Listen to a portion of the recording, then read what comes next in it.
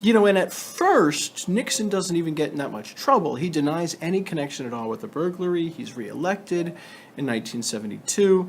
The burglars end up going on trial. And one of those burglars, a guy named James Dean, and he ends up saying that, right here, John Dean, boop, sorry, not James Dean, John Dean. He ends up saying that the Watergate break-in had been ordered by Attorney General John Mitchell. In other words, the guy who is the most powerful lawyer in the country, who is one of President Nixon's closest advisors. He's the guy who supposedly ordered the break-in.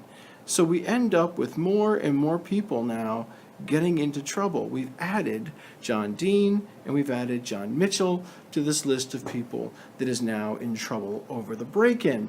And one of them, John Mitchell, is an incredibly close advisor to the president. John Dean also says that President Nixon knew and took part in the cover-up. And he says that's early into President Nixon's second term in 1973. And Congress, of course, is going to say, well, wait a minute, President Nixon.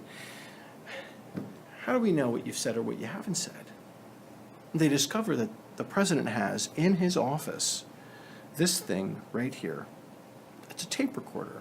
And its goal is to record presidential conversations so that you can have help with your memoirs and that you can record, no matter how small, any promise or statement that a president might make.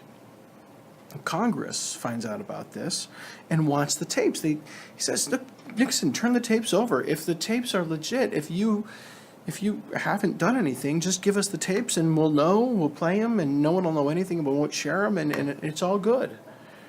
And Nixon says, no, you can't have my tapes. This is about executive privilege. If I hand these tapes over to you, I'm going to compromise national security. You aren't allowed to know what I say in my job as chief executive. It's my job to handle our nation's security, not your job, Congress.